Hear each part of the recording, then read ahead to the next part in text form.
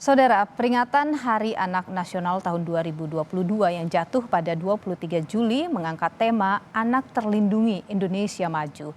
Namun tema ini menjadi ironi karena kasus perundungan hingga kekerasan terhadap anak di tanah air masih terus terjadi. Kasus perundungan hingga kekerasan terhadap anak terus terjadi di tanah air. F, seorang anak laki-laki yang baru berusia 11 tahun asal Singaparna, Kabupaten Tasikmalaya, Jawa Barat, meninggal dunia. Kematian siswa kelas 5 SD ini diduga disebabkan oleh depresi berat setelah mendapat perundungan dari teman-teman sekolah yang memaksanya bertindak asusila pada kucing yang rekaman videonya tersebar luas ke teman-teman sekolahnya. Korban sempat dirawat di rumah sakit karena berhari-hari tak mau makan dan minum, hingga kondisinya terus menurun dan meninggal dunia. Kira-kira 4 hari sebelum anak ini dirawat, tidak masuk makanan dan minuman. Kemudian disertai juga kejang-kejang ketika di rumah sakit, sehingga dari gejala-gejala ini dan kemudian dari beberapa pengalaman kasus yang kami alami, ada indikasi bahwa ini adalah akibat depresi berat. Itu dugaannya seperti itu. Walaupun sampai hari ini kami tidak bisa menjustifikasi bahwa ini akibat bully. Hingga 22 Juli, polisi sudah memeriksa 15 orang saksi, termasuk para terduga pelaku, keluarga korban hingga teman-teman korban. Meninggal dunia. Jadi memang ini perlu kita perjelas semua supaya kita bisa memahami apakah memang kejadian bullyingnya ini yang menyebabkan kematian. Ini kan masih menjadi pertanyaan. Ini semua yang akan kita lakukan pendalaman dulu. Jadi tim sudah turun untuk melakukan pemeriksaan terhadap beberapa saksi, termasuk beberapa orang yang diperkirakan ada di tempat. Keluarga korban dan terduga pelaku perundungan yang juga masih anak-anak kini dilindungi di rumah aman untuk menghindari hal-hal yang tidak diinginkan. Sementara itu di Bekasi, Jawa Barat, seorang anak di bawah umur berinisial R ditemukan dalam kondisi terikat rantai dan kelaparan. R yang selama ini tinggal bersama ayah kandung dan ibu tiri serta neneknya diduga menjadi korban kekerasan dan penelantaran oleh keluarganya.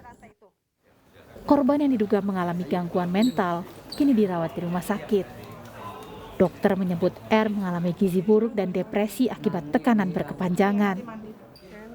Setelah memeriksa sejumlah saksi dan menggelar visum terhadap R, polisi pun menetapkan ayah kandung dan ibu tirinya sebagai tersangka serta menahan mereka. Keduanya terancam hukuman maksimal selama 5 tahun penjara. Salah satu melantarkan itu tidak menyekolahkan anaknya. Di balik keterbatasan anak tersebut walaupun ada kekurangan, ya anak autis pun sekalian memang ditampung untuk sekolah. Ini orang tuanya tidak menyekolahkan anak, itu salah satu melantarkan. Ya dari sisi gizi maupun yang diterima asupannya sangat memprihatinkan. Disitulah kita terapkan pasal penelantaran anak serta kekerasannya hasil visum ada kekerasan berdasarkan hasil visum. Ayah korban mengaku menyesal telah memasung dan menganiaya sang anak karena ia merasa malu. Anaknya sering minta makan kepada tetangga sekitar. Selain itu, ia juga berdalih memasung sang anak karena pernah hampir mencelakakan neneknya. Saya mengikat itu sih alasannya, sebelumnya memang dia selain hanya keluar ke tetangga itu, pernah hampir mencelakai neneknya. Itu yang saya khawatirkan, takut kejadian seperti itu terulang. Saya nggak mau nanti. Apa yang terjadi pada R dan F adalah potret pahit kekerasan terhadap anak yang masih marak terjadi di tanah air. Kementerian Pemberdayaan Perempuan dan Pelindungan Anak mencatat, jumlah anak yang menjadi korban kekerasan meningkat sejak pandemi COVID-19.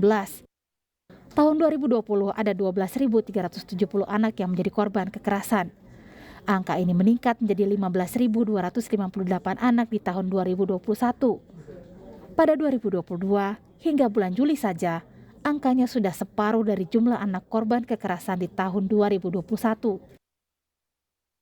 Anak perempuan yang menjadi korban kekerasan juga jauh lebih banyak dari anak laki-laki.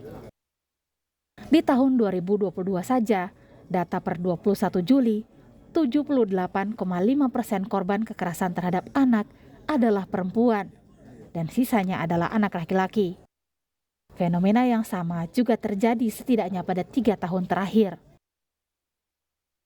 Dari data tahun 2022 juga, Anak remaja usia 13 hingga 17 tahun juga menjadi kelompok yang paling banyak menjadi korban kekerasan, baik pada perempuan maupun laki-laki.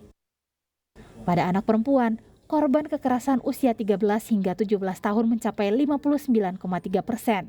Sementara pada anak laki-laki mencapai 47,1% di kelompok usia yang sama. Untuk mencegah kekerasan dan perundungan terhadap anak kembali terulang, kontrol dan pengawasan tak cukup hanya dari keluarga. Lingkungan sekolah dan masyarakat sekitar juga harus lebih peka dan peduli. Mohon juga diingat, melindungi anak perlu orang sekampung. Berdayakanlah warga sekitarnya. Jadi kalau ada masalah jangan dihadapi sendiri. Mungkin bisa mengadu kepada tetangga kiri kanan. Dan salah satu yang kami usulkan adalah tambah satu seksi lagi di dalam kepengurusan RT, yaitu seksi perlindungan anak. Jangan sampai ada itu bukan anak saya nggak peduli. Setiap anak adalah tanggung jawab kita bersama. Itu yang harus ditumbuhkan. Masa depan bangsa Indonesia terletak di tangan anak-anaknya.